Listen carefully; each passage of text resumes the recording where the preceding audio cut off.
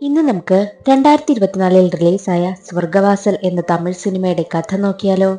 കഥയുടെ ചുരുക്കം എന്തെന്നാൽ, ഒരു തെറ്റും ചെയ്യാത്ത ഒരാളെ ജയിലിലേക്ക് കൊണ്ടുവരുന്നു. കണ്ടാലേ എല്ലാവർക്കും പാവം തോന്നും. എല്ലാവരോടും ഞാൻ ആരെയും കൊന്നിട്ടില്ല എന്ന് അവൻ പറയുന്നുമുണ്ട്. അത് കേട്ട് എല്ലാവർക്കും അവന് വിശ്വാസമായി. എന്നാൽ ഒരു ഘട്ടത്തിൽ ആ ജയിലിലുള്ള കുറച്ചു പേർക്ക് ഇവൻ എന്തോ കാര്യം എല്ലാവരിൽ നിന്നും മറയ്ക്കുന്നു എന്ന കാര്യം മനസ്സിലാകുന്നു.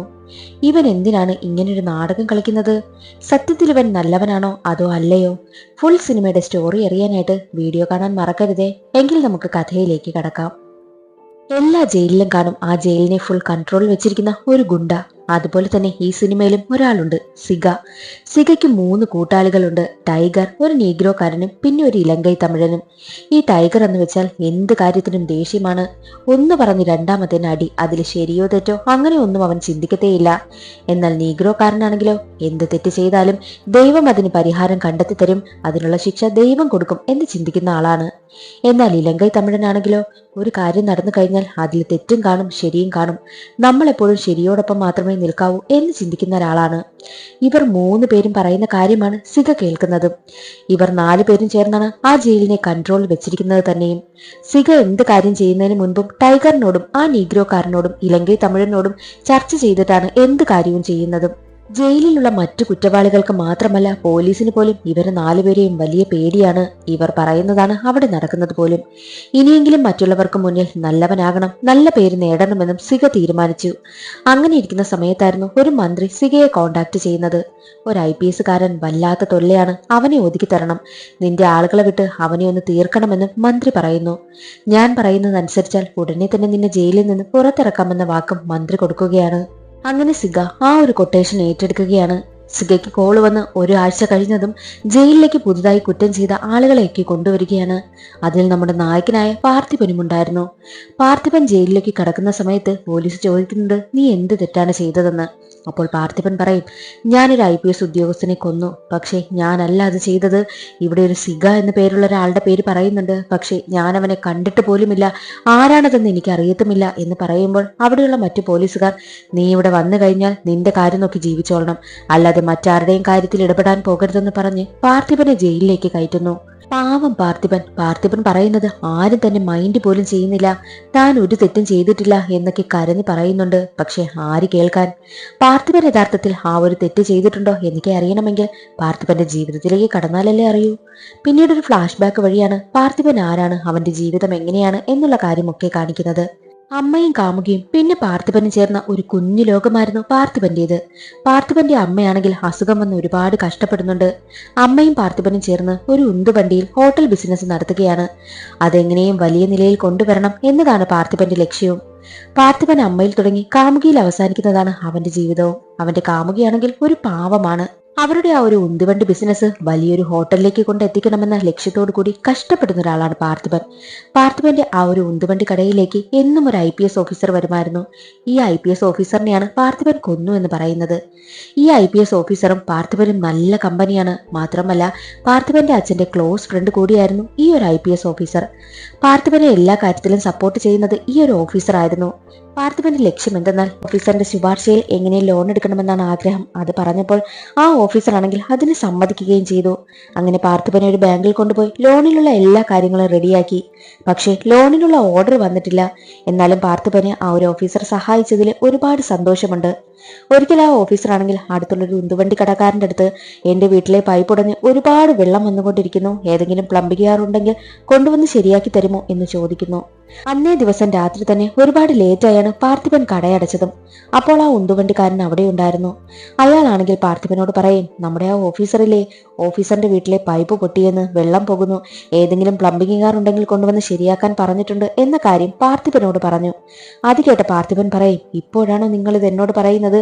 നമ്മളെ ഒരുപാട് കാര്യത്തിൽ സഹായിച്ച ആളല്ലേ, നമുക്ക് തന്നെ അങ്ങ് ശരിയാക്കി കൊടുക്കാമെന്ന് പാർത്ഥിപൻ പറയുകയാണ്. എന്നിട്ട് നേരെ പാർത്ഥിപൻ തന്നെ ആ ഒരു IPS ഓഫീസറിന്റെ വീട്ടിലേക്കും പോകുന്നു. ഒറ്റയ്ക്കാണ് പോകുന്നത്. അങ്ങനെ പാർത്ഥിപൻ ഓഫീസറിന്റെ വീട്ടിലെത്തി. ഉറങ്ങുകയായിരുന്ന ആ ഓഫീസറിനെ ശല്യം ചെയ്യേണ്ട എന്ന് കരുതി ആരെയും വിളിച്ചു നടത്താതെ പൈപ്പ് ശരിയാക്കിയിട്ട് അവിടെ നിന്ന് പോവുകയായിരുന്നു. എന്നാൽ അത് അയൽവാസിയായ ഒരാൾ പുറത്തിറങ്ങിയപ്പോൾ കാണുകയും ചെയ്തു. ഇവൻ എന്തിനാ ഈ സമയത്ത് ഇവിടെ വന്നത് എന്നൊക്കെ അവർ ചിന്തിക്കുന്നുമുണ്ട്. അടുത്ത ദിവസം പാർത്ഥിപനാണെങ്കിൽ ലോണിന്റെ കാര്യം സംസാരിക്കുവാനായിട്ട് IPS ഓഫീസറിനെ കാണുവാനായും പോകുന്നു. എന്നാൽ അവിടെ എത്തിയപ്പോഴോ കഷ്ണം കഷ്ണങ്ങളാക്കി മുറിച്ചിട്ടിരിക്കുന്ന IPS ഓഫീസറിനെയാണ് കണ്ടത്. പാർത്ഥിപൻ ചിന്തിക്കുന്നത്, അയ്യോ, ഈ ഒരു ഓഫീസർ മരണപ്പെട്ടു കഴിഞ്ഞാൽ തന്റെ ലോണിന്റെ കാര്യം എങ്ങനെ നടക്കും? ഇനി ആരാ എനിക്ക് ലോൺ എടുത്തു തരിക? എന്റെ ബിസിനസ് ഒന്നും നടക്കില്ലല്ലോ എന്നൊക്കെയാണ് പാർത്ഥിപൻ വിഷമിക്കുന്നതും. എന്നാൽ മറ്റൊരു വശത്ത് ആ കേസ് അന്വേഷിക്കുവാനായും തീരുമാനിച്ച പോലീസ് ഓഫീസർമാരാണെങ്കിൽ അടുത്തുള്ള അയൽവാസികളോടൊക്കെ തിരക്കുകയാണ്. അന്ന് പാർത്ഥിപൻ പൈപ്പ് ശരിയാക്കാൻ വന്ന സമയം പാർത്ഥിപനെ ഒരു അയൽവാസി കണ്ടിരുന്നല്ലോ. അവർ പോലീസിന് മൊഴി കൊടുക്കും. ഞാൻ അന്ന് രാത്രി പുറത്തിറങ്ങിയ സമയത്ത് ആ ഉന്തുവണ്ടി കട നടത്തുന്ന പയ്യനുണ്ടല്ലോ, അവൻ ഇവിടെ വന്നിട്ട് പോകുന്നത് കണ്ടു. എന്തിനാണ് വന്നതെന്നും എനിക്കറിയില്ല. എനിക്ക് അന്നേരം അവനെ സംശയം തോന്നി എന്നുള്ള കാര്യവും പോലീസിനോട് പറയുകയാണ്. കൂടാതെ ആ ഒരു അയൽവാസി ഒരു കാര്യവും കൂടി പറഞ്ഞിരുന്നു, അവന്റെ കയ്യിൽ ഒരു ആക്സാ ബ്ലേഡ് ഉണ്ടായിരുന്നുവെന്ന്. പിന്നെ നോക്കണോ, അതും കൂടെ ആയപ്പോൾ പോലീസുകാര് നമ്മുടെ പാർത്ഥിപനാണ് ആ ഒരു തെറ്റ് ചെയ്തതെന്ന് തന്നെ ഉറപ്പിക്കുകയാണ്. പോലീസുകാർക്ക് ഒരു കേസ് കിട്ടിയാൽ എത്രയും പെട്ടെന്ന് അത് അവസാനിപ്പിക്കണമെന്നാണല്ലോ. വേറെ ഒരു അന്വേഷണവും അവർ നടത്തിയില്ല. പാർത്ഥിപനെതിരെ ഒരു ഐ വിറ്റ്നസ് കൂടി ആയപ്പോൾ അവർ ആ കുറ്റം ചെയ്തത് പാർത്ഥിപൻ തന്നെയാണെന്ന് അന്വേഷിക്കാതെ ഉറപ്പുവരുത്തി. പാർത്ഥിപനെ അറസ്റ്റും ചെയ്തു. അങ്ങനെയാണ് പാർത്ഥിപൻ സെൻട്രൽ ജയിലിലേക്ക് എത്തിയിരിക്കുന്നതും. പാർത്ഥിപന് പുറത്തു നിന്നും ഒരു ന്യൂസ് കിട്ടിയിരുന്നു. കാര്യം IPS ഓഫീസറിനെ കൊന്നത് ആ ഒരു സിഗ എന്ന് പറയുന്ന ആളാണെന്ന്. സിഗയെ ഈ പാർത്ഥിപൻ കണ്ടിട്ട് പോലുമില്ല. താൻ കിടക്കുന്ന സെൻട്രൽ ജയിലിൽ തന്നെ സിഗയുണ്ടെന്നും പാർത്ഥിപൻ അറിയാമായിരുന്നു. എങ്ങനെയെങ്കിലും സിഗയെ കണ്ടാൽ തനിക്കിതിൽ നിന്ന് രക്ഷപ്പെടാമെന്ന് പാർത്ഥിപന് തോന്നുകയാണ്. പക്ഷേ സിഗയെ കാണുന്നത് അത്ര എളുപ്പമല്ല. സിഗയുള്ള ബ്ലോക്കിലോട്ട് പോകുന്നത് പോലും റിസ്ക് ഉള്ള കാര്യമാണ്. കാരണം ആ ഒരു സെൻട്രൽ ജയിലിനെ തന്നെ തന്റെ കൺട്രോളിൽ കൊണ്ടുവന്നിരിക്കുന്ന ഒരാളാണല്ലോ ഈ സിഗ. അത്രയും ക്രൂരമായിട്ടുള്ള ഒരാൾ. അങ്ങനെ ഇരിക്കെ ജയിലിലേക്ക് പുതുതായി ഒരു SP ട്രാൻസ്ഫർ ആയി വരികയാണ്. ആ SP സ്വഭാവം എന്തെന്നാൽ തെറ്റ് കണ്ടാൽ അപ്പോൾ അവിടെ പ്രതികരിക്കും. അതിൽ ആളും തരമോ അങ്ങനെയൊന്നും നോക്കത്തൊന്നുമില്ല. പിന്നെ എല്ലാവരും തന്റെ കാൽക്കീഴിൽ തന്നെ ആയിരിക്കണം, അങ്ങനെയൊക്കെ ഒരു ചിന്തയുള്ള ഒരാളാണ് ഈ ഒരു SP. അവിടെ ഗുണ്ടായുസമൊന്നും SP മുന്നിൽ നടക്കത്തേയില്ല. എന്നാൽ മറ്റൊരു വശത്ത് നമ്മുടെ പാർത്ഥിപനാണെങ്കിൽ എങ്ങനെയെങ്കിലും സിഗയെ കണ്ടെത്താനായിട്ട് നടക്കുകയാണ്. സിഗയുള്ള ബ്ലോക്കിലേക്ക് പോകാൻ ശ്രമിക്കുന്ന പാർത്ഥിപനെ അവിടെയുള്ള മറ്റു കുറ്റം ഉപദ്രവിക്കുകയും ഒക്കെ ചെയ്യുന്നുണ്ട്. വന്ന കാലം മുതൽ പാർത്ഥിപനെ എല്ലാ കാര്യത്തിലും സപ്പോർട്ട് ചെയ്യുന്ന ഒരു പോലീസുകാരനുണ്ട്. പാർത്ഥിപന് നല്ലതും ചീത്തയും ഒക്കെ പറഞ്ഞു കൊടുക്കുന്നതും ആ ഒരു പോലീസുകാരനാണ്. അയാൾക്കാണെങ്കിൽ പാർത്ഥിപനോട് ഒരു ചെറിയ സ്നേഹമൊക്കെ ഉണ്ട്. ആ ഒരു പോലീസുകാരന്റെ ആഗ്രഹം എന്തെന്നാൽ അവിടുത്തെ SP ആകണമെന്നാണ്. എന്നാൽ അയാൾക്ക് നന്നായി ഇംഗ്ലീഷ് അറിയത്തില്ല. എക്സ്പീരിയൻസും കുറവായതിനാൽ ആ ഒരു പോലീസുകാരന് SP ആകാനുള്ള സാധ്യതയെ നഷ്ടമായി. അങ്ങനെയാണ് പുതിയൊരു SP അവിടേക്ക് ട്രാൻസ്ഫർ ആയി വരുന്നതും. ആ ഒരു SP ഈ പോലീസുകാരന് ചെറിയ ദേഷ്യമൊക്കെയുണ്ട്. കാരണം അയാൾക്ക് കിട്ടേണ്ട ചാൻസ് ആണല്ലോ ഇപ്പോൾ ഈ ഒരു SP തട്ടിയെടുത്തിരിക്കുന്നത്. വന്ന SP ഏറ്റവും കൂടുതൽ തലവേദനയായത് സിഗയ്ക്കായിരുന്നു. ആരെങ്കിലും മയക്കുമരുന്ന് ഉപയോഗിക്കുകയോ കൈവശം വെക്കുകയോ ചെയ്യുന്നത് കണ്ടാൽ അപ്പോൾ അവർക്ക് അടിയാണ്. സിഗയുടെ ബ്ലോക്കിൽ ആരെങ്കിലും കൈവശം മയക്കുമരുന്നുണ്ടോ എന്നറിയാനായിട്ട് അവിടെ ചെക്കിങ് നടത്തി. പക്ഷെ അവിടെ നിന്നും ഒന്നും തന്നെ കണ്ടെത്തുവാനായും പറ്റിയില്ല. അങ്ങനെ ആഫ്രിക്കക്കാരന്റെ ബ്ലോക്ക് ചെക്ക് ചെയ്യുന്ന സമയത്ത് ആഫ്രിക്കക്കാരന്റെ കയ്യിൽ ബൈബിൾ ഇരിക്കുന്നത് കണ്ടു. നിയമപ്രകാരം ജയിലിലുള്ളവരുടെ കയ്യിൽ യാതൊരു തരം ബുക്കുകളും കൈവശം വെക്കാൻ പാടില്ല എന്നൊരു നിയമമുണ്ട്. ആയതിനാൽ ആ ഒരു SP ആ ഒരു ബൈബിൾ കൊണ്ടുപോകുവാനായും തീരുമാനിച്ചു. ആഫ്രിക്കക്കാരൻ SP തടഞ്ഞു. ഇത് വെറും ഒരു ബൈബിൾ അല്ലേ, ഇതെന്തിനാ കൊണ്ടുപോകുന്നത് എന്നൊക്കെ ചോദിച്ച് SP പ്രശ്നമുണ്ടാക്കും. ഒടുവിൽ ആഫ്രിക്കക്കാരനാണെങ്കിൽ SP മേൽ കൈവച്ചു. അത് അയാൾക്ക് സഹിക്കാനായില്ല. ഒന്നാമത്തെ കാര്യം, അയാൾക്കാണെങ്കിൽ ഒരുപാട് ഈഗോ ഉള്ള ആൾ കൂടിയാണ്. ആയതിനാൽ SP ആണെങ്കിൽ ആ ഒരു ആഫ്രിക്കക്കാരനെ കൊണ്ടുപോയി തല്ലി ചതച്ചു. ആഹാരവും വെള്ളവും പോലും കൊടുക്കാതെയായി. ആ വിവരം സിഗ അറിയുകയാണ്. സിഗയുടെ ഏറ്റവും പ്രധാനപ്പെട്ട കൂട്ടാളിയായിരുന്നല്ലോ ആ ഒരു ആഫ്രിക്കക്കാരൻ. സിഗയാണെങ്കിൽ പോലീസ് ഓഫീസറിനോടൊക്കെ ഒരുപാട് കെഞ്ചി നോക്കും. പക്ഷെ ആര് കേൾക്കാൻ. SP ആണെങ്കിൽ അവനെ ഒരുപാട് തല്ലിച്ചതച്ചു. ഒരാഴ്ചത്തോളം അവന് ആഹാരം പോലും കൊടുക്കുന്നില്ല. സങ്കടം സഹിക്കാനാകാത്ത സിഗയാണെങ്കിൽ അവനൊത്തിരി ആഹാരമെങ്കിലും കൊടുക്കൂ എന്ന് കെഞ്ചുന്നു. പക്ഷെ ആരും കേൾക്കില്ല. കാരണം സിഗയ്ക്കൊന്നും ഒന്നും ചെയ്യാൻ പറ്റില്ല. SP മേലാണല്ലോ ആഫ്രിക്കക്കാരൻ കൈവച്ചത്. ആയതിനാൽ അവനെ ഒരുപാട് തല്ലിച്ചതച്ചു. ഒരാഴ്ചത്തോളമാണല്ലോ SP ആ ആഫ്രിക്കക്കാരനെ ആഹാരമോ വെള്ളമോ കൊടുക്കാതെ തല്ലിച്ചതച്ചത്. ആ ആഫ്രിക്കക്കാരൻ മരണപ്പെട്ടു. ആ വിവരം സിഗ അറിയുകയാണ്. സിഗയ്ക്ക് അത് താങ്ങാനായില്ല. ദേഷ്യം സഹിക്കാനാകാത്ത സിഗയാണെങ്കിൽ തന്റെ കൂട്ടാളികളോട് ഈ ഒരു ജയില് നമ്മൾ നശിപ്പിക്കുമെന്ന് പറയും. എന്നാൽ അത് കേട്ട ഇലങ്കൈ തമിഴൻ പറയും, സമാധാനപ്പെട്, ഈ ഒരു പ്രശ്നത്തിൽ നമ്മൾ എടുത്തു ചാടുകയല്ല വേണ്ടത്. ജയില് നശിപ്പിച്ചാലും എന്താണ് കിട്ടാൻ പോകുക? ദോഷം നമുക്ക് തന്നെയല്ലേ. അതിനു പകരം ഈ ജയിലിൽ നടക്കുന്ന ക്രൂരതകളെല്ലാം പുറത്തുള്ള ജനങ്ങളെ അറിയിക്കണം. ഇനി വരുന്ന കുറ്റവാളികളും ഒരു മുൻകരുതലോടെ വേണം നിൽക്കാൻ. അതിന് ഈ ജയിലിൽ നടക്കുന്ന കാര്യങ്ങളെല്ലാം എങ്ങനെ നമ്മൾ പുറത്തറിയിക്കണമെന്നും തീരുമാനിക്കുന്നു. അത് കേട്ട സിഗ പറയും, നീ ഞങ്ങളെക്കാൾ പഠിച്ചവനല്ലേ, അപ്പോൾ നീ പറയുന്നത് ഞങ്ങൾ കേൾക്കണമെന്നും സിഗ പറയുന്നു. അങ്ങനെ ഇലങ്കൈ തമിഴൻ ഒരു പ്ലാൻ ഇടുകയാണ്. എന്തായാലും സെൻട്രൽ ജയിലിൽ ക്രിസ്മസ് സെലിബ്രേഷൻ കാണും. ആ സെലിബ്രേഷന് പങ്കെടുക്കുവാനായിട്ട് ഒരുപാട് സിസ്റ്റേഴ്സും ന്യൂസ് റിപ്പോർട്ടേഴ്സും വരും. അതിലൊരു ന്യൂസ് റിപ്പോർട്ടർ വഴി ഈ ജയിലിൽ നടക്കുന്ന കുറ്റകൃത്യങ്ങളൊക്കെ എങ്ങനെയും ജനങ്ങളുടെ മുന്നിലേക്ക് കൊണ്ടുവരണം. അതിന് വീഡിയോ ഷൂട്ട് ചെയ്തും അവർ സംസാരിക്കുന്നതൊക്കെ ഷൂട്ട് ചെയ്ത് പുറത്ത് ടെലികാസ്റ്റ് ചെയ്യണമെന്നും അവർ പ്ലാൻ ഇടും. എന്നാൽ ആ പ്ലാൻ ആണെങ്കിൽ SP അറിയുകയാണ്. ഈ ഒരു വിവരം പുറത്തറിഞ്ഞാൽ SP ജോലിയെ തന്നെ അത് ബാധിക്കുമെന്ന് SP അറിയാമായിരുന്നു. അത് തടയുവാനായി SP പ്ലാൻ ഇടുന്നു. എന്നാൽ മറ്റൊരു വശത്ത് പാർത്ഥിപനെയാണെങ്കിൽ സിഗയുടെ ആളുകൾ ദ്രോഹിച്ചുകൊണ്ടേയിരിക്കുകയാണ്. പാർത്ഥിപനും ടൈഗറും എപ്പോഴും പ്രശ്നമാണ്. ടൈഗറിനാണെങ്കിൽ പാർത്ഥിപനെ കണ്ടേകൂടാ. അത് കാരണം എപ്പോൾ കണ്ടാലും ടൈഗർ പാർത്ഥിപനെ ഉപദ്രവിക്കും. ആ കാര്യം പാർത്ഥിപനോട് സ്നേഹമുള്ള ആ ഒരു പോലീസ് ഓഫീസർ ആണെങ്കിൽ SP അറിയിക്കുകയാണ്. ഇവൻ ഇവിടെ നിന്നാൽ ഇവന്റെ ജീവന് തന്നെ ആപത്താണെന്ന് SP ആ ഒരു പോലീസ് ഓഫീസർ പറഞ്ഞതിനാൽ SP പാർത്ഥിപനെ കാണുന്നു. നീ മുമ്പ് തട്ടുകടയൊക്കെ നടത്തിയിരുന്ന ആളല്ലേ, അതുകൊണ്ട് നീ ഇവിടെ ജയിലിൽ ഫുഡ് ഉണ്ടാക്കുന്ന സെക്ഷനിലേക്ക് പോകുവാനായും പറയുന്നു. അങ്ങനെ പാർത്ഥിപൻ അവിടുത്തെ സെക്ഷനിലേക്ക് പോവുകയാണ്. അവിടെ ചെന്നതിന് ശേഷമാണ് പാർത്ഥിപന് കുറച്ച് സമാധാനം തന്നെ കിട്ടിയതും. എന്നാൽ SP സിഗയൊക്കെ ചെയ്യാൻ പോകുന്ന കാര്യത്തിൽ നിന്നും എങ്ങനെയും സിഗയെ തടയണമെന്നാണ്.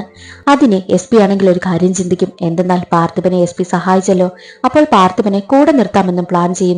പാർത്ഥിപൻ വഴി ഈ ഒരു കാര്യം എങ്ങനെയും തടയണമെന്നും SP തീരുമാനിക്കും. എന്നാൽ പാർത്ഥിപനോട് ആ ഒരു കാര്യം നേരിട്ട് പറയുവാനായും പറ്റുന്നില്ല. അങ്ങനെ പാർത്ഥിപനെ കണ്ടിട്ട് SP പറയും, നിന്നെ കള്ളക്കേസിൽ കുടുക്കിയത് ഈ ഒരു സിഗയല്ലേ, നീ അല്ല SP കൊന്നതെന്ന് ഞങ്ങൾക്കൊക്കെ അറിയാം. അത് പുറത്തു കൊണ്ടുവരാൻ ഒരേ ഒരു വഴിയേ ഉള്ളൂ, നീ എന്നെ ഹെൽപ്പ് ചെയ്യണമെന്നും പറയുന്നു. എങ്ങനെയെന്നാൽ ആ ഒരു ആഫ്രിക്കക്കാരൻ മരിച്ചിട്ട് 10 ദിവസമായി. അയാളുടെ ചടങ്ങുകൾ നടത്തുന്നതിനുള്ള അനുമതിയാണെങ്കിൽ സിഗ SP നിന്ന് വാങ്ങിയിരുന്നു. അന്നവർ ചിക്കൻ ബിരിയാണിയാണ് അവിടെ പ്ലാൻ ചെയ്തിരുന്നതും. സിഗ കഴിക്കുന്ന ചിക്കൻ ബിരിയാണിയിൽ ഒരു മെഡിസിൻ കലർത്തണം. അത് കഴിച്ച് സുഖമില്ലാതാകുന്ന സിഗയെ ഹോസ്പിറ്റലിലേക്ക് കൊണ്ടുപോകാം. അങ്ങനെയാണെങ്കിൽ അവരവിടെ വീഡിയോ റെക്കോർഡ് ചെയ്യാനൊക്കെ പ്ലാൻ ചെയ്തു വെച്ചിരിക്കുന്നത് നടക്കത്തില്ലല്ലോ. അതാണ് SP പ്ലാനും. അക്കാര്യം പാർത്ഥിപനോടും പറഞ്ഞു. എന്നിട്ട് പറയും, സിഗയെ ഹോസ്പിറ്റലിലേക്ക് കൊണ്ടുപോയി കഴിഞ്ഞാൽ അയാൾ വഴി എങ്ങനെയായാലും നീ അല്ല ആ ഒരു കുറ്റം ചെയ്തതെന്ന് നമുക്ക് തെളിയിക്കാനായി പറ്റും. അതിന് നീ എന്നെ സഹായിക്കണമെന്നും പാർത്ഥിപനോട് പറയുന്നു. അങ്ങനെ പാർത്ഥിപനാണെങ്കിൽ SP പറയുന്ന ആവശ്യം അംഗീകരിക്കുകയും ചെയ്യുകയാണ്. പറഞ്ഞതുപോലെ തന്നെ അവിടെ ചിക്കൻ ബിരിയാണി ഉണ്ടാക്കി. സിഗയ്ക്ക് കഴിക്കാനുള്ള ചിക്കൻ ബിരിയാണിയിൽ SP കൊടുത്ത മെഡിസിൻ കലർത്തി. ചിക്കൻ ബിരിയാണി കഴിച്ചു കഴിഞ്ഞതും സിഗയ്ക്കാണെങ്കിൽ വയറുവേദന എടുക്കുവാനായും തുടങ്ങി. അവിടെയുള്ള പോലീസുകാരെല്ലാവരും ചേർന്ന് സിഗയെ ഹോസ്പിറ്റലിലേക്കും കൊണ്ടുപോവുകയാണ്. എന്നാൽ പോകുന്ന വഴി സിഗ മരണപ്പെടുന്നു. ഇത് SP പ്രതീക്ഷിച്ച ഒരു കാര്യമേ അല്ലായിരുന്നു. SPക്കും മറ്റു പോലീസുകാർക്കും ടെൻഷൻ ആകുവാനായും തുടങ്ങി. SPയും ബാക്കിയുള്ള പോലീസുകാരും ചേർന്ന് മറ്റുള്ള കുറ്റവാളികളെല്ലാം സെല്ലിലാക്കി ലോക്കും ചെയ്യുന്നു. അപ്പോൾ ടൈഗറും ബാക്കിയുള്ളവരെല്ലാവരും ചർച്ച ചെയ്യുന്നുണ്ട്. വയറുവേദനയായി കൊണ്ടുപോയ സിഗയ്ക്ക് എന്ത് പറ്റി എന്നുള്ള കാര്യമെല്ലാം അവർ ചർച്ച ചെയ്യുന്ന സമയത്താണ് സിഗ മരണപ്പെട്ട കാര്യം അവരറിയുന്നത്. അതറിഞ്ഞ ടൈഗറിനാണെങ്കിൽ ആകെ ദേഷ്യമാകുന്നു. ഈ ജയിലിനെ നമുക്ക് നശിപ്പിക്കണം, ഒന്നിനെ പോലും വെറുതെ വിടരുതെന്ന് പറഞ്ഞ് ടൈഗറും ബാക്കിയുള്ള എല്ലാ കുറ്റവാളികളും ചേർന്ന് ജയിലിലെ ആ ഒരു സെല്ലുണ്ടല്ലോ അത് നശിപ്പിക്കുവാനായും തുടങ്ങി. അതെല്ലാം പൊളിച്ച് അവരെല്ലാവരും പുറത്തേക്ക് വന്നു. എല്ലാ പോലീസുകാരെയും ഉപദ്രവിക്കുവാനായും തുടങ്ങി. ജയിലിലാണെങ്കിലോ വല്ലാത്ത പ്രശ്നം നടക്കുന്ന കാര്യം പുറത്തറിയുകയാണ്. രാഷ്ട്രീയക്കാരും മന്ത്രിമാരും ഒക്കെ അറിഞ്ഞു. എല്ലാവരും SP വിളിച്ച് വിവരം തിരക്കുന്നുമുണ്ട്. ബാക്കിയുള്ളവരാരും അറിയുന്നതിന് മുമ്പ് എങ്ങനെയും ആ പ്രശ്നം ഒത്തുതീർപ്പാക്കുവാനായും SP പറയുന്നുമുണ്ട്. എന്നാൽ പോലീസുകാർക്കാർക്കും അവരെ തടയുവാനായും പറ്റിയില്ല. 10,000-2000 പേരുണ്ട്. പോലീസുകാരാകെ 20 പേര് മാത്രമല്ലേ കാണൂ. എല്ലാ പോലീസുകാരെയും അവർ കൊന്നു. ഈ പ്രശ്നം എങ്ങനെയും അവസാനിപ്പിക്കണമല്ലോ. അതുകൊണ്ട് SP ടൈഗറിനോടും കൂട്ടാളികളോടും സംസാരിക്കുവാനായും തീരുമാനിക്കുന്നു. ടൈഗറിനൊപ്പം ഒരാളുണ്ടല്ലോ, ഇലങ്കൈ തമിഴൻ. ഇലങ്കൈ തമിഴന്റെ സ്വഭാവം എന്തെന്നാൽ ന്യായത്തിനു വേണ്ടി മാത്രം വാദിക്കുന്ന ഒരാളല്ലേ, സത്യത്തിന്റെ സൈഡ് നിൽക്കുക എന്നുള്ളത്. അതുകൊണ്ട് ഇലങ്കൈ തമിഴൻ ഒരാവശ്യം മുന്നോട്ട് വെക്കുന്നു. ഞങ്ങൾ ഇതെല്ലാം അവസാനിപ്പിക്കാം, പക്ഷേ ഇതിന് 2 കാര്യം നിങ്ങൾ ചെയ്യണം. 1, സിഗ മരണപ്പെട്ടത് എങ്ങനെയാണ്, ആരാണ് കൊന്നതെന്ന് പറഞ്ഞു തരണം. 2, ഈ ജയിലിൽ ഒരുപാട് റൂൾസ് ഉണ്ട്. അത് ഇവിടെയുള്ള കുറ്റവാളികളെ ഒരുപാട് ദ്രോഹിക്കുന്നുണ്ട്. ആ റൂൾസ് എല്ലാം എടുത്തു കളയണമെന്നും പറയുന്നു. എന്നാൽ ഈ 2 ആവശ്യത്തിനും SP തയ്യാറാകുന്നതുമില്ല. SP അതിന് സമ്മതിക്കാത്തതിനാൽ പ്രശ്നം രൂക്ഷമായി മാറി. സർക്കാരിന് പോലും അവരെ കൺട്രോൾ ചെയ്യാത്ത വിധം ആ പ്രശ്നം അതിരു കടക്കുവാനായും തുടങ്ങി. SPക്കാണെങ്കിൽ പ്രഷറും കൂടി വന്നുകൊണ്ടേയിരുന്നു. ഇതിനിടയിൽ പാർത്ഥിപനെ എങ്ങനെയും ആ ജയിലിൽ നിന്ന് രക്ഷപ്പെടണം എന്നൊരു മോഹവുമുണ്ട്. അതിനിടയിലൂടെ പാർത്ഥിപൻ രക്ഷപ്പെടാനുള്ള ശ്രമങ്ങളും നടത്തുന്നുമുണ്ട്. എന്നാൽ ഇലങ്കൈ തമിഴനും ടൈഗറും ഒക്കെ പ്ലാൻ ചെയ്യുന്നു. ആ ജയിലിൽ 3 MLA-മാരുണ്ട്.